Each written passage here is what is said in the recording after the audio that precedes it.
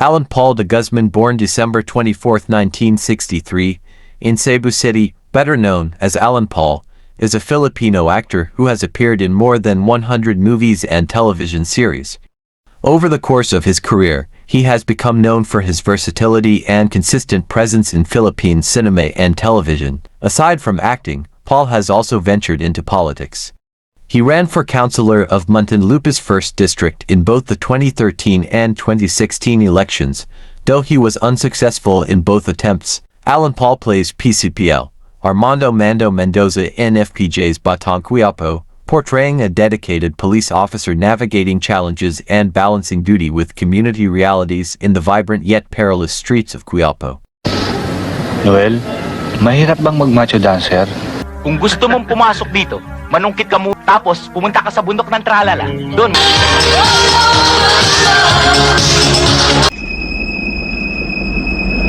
Yun, paabot nga nun. Ay, oo.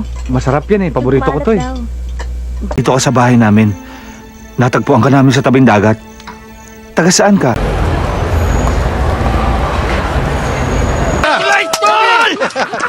Tol, game na! Ay, Grace! Meron ka ding... Ella, tulungan mo naman ako. Nak, I'm sorry. Oh, kamusta ang biyahe? Dito ka na, Han. Okay naman po. Na-enjoy nga lang po yung scenery eh. Nako, wala pa yan. Pasakali pa lang yan nakikita nyo. Marami pang mas magaganda dito sa Samar. Lumulutang to sa dagat. Ang ginawa ko lang naman, pumulot ng grasya. Ano bang gusto mong gawin ko? Nakinabang tayo sa mga patay.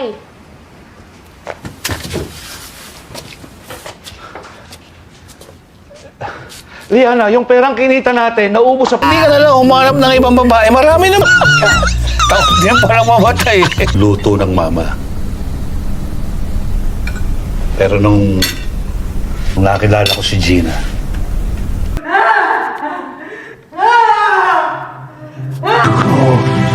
Tatlong asul ang binigay. Aba, hindi niya alam eh. Ako naglagay ng pako doon.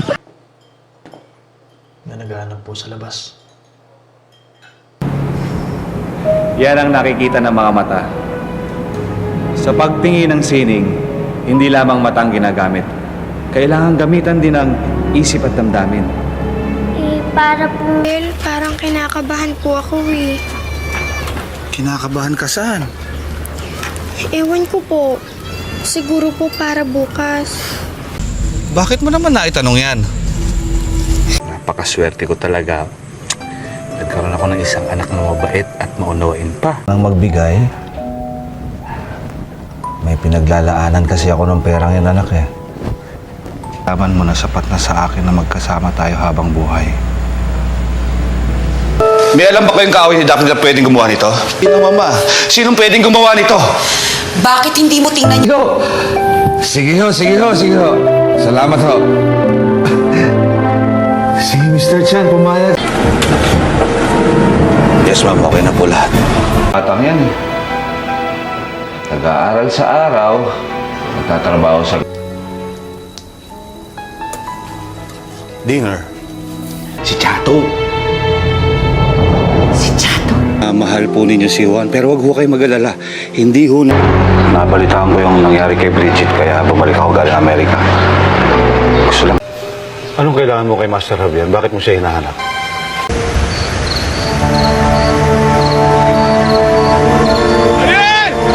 Ha? Talaga?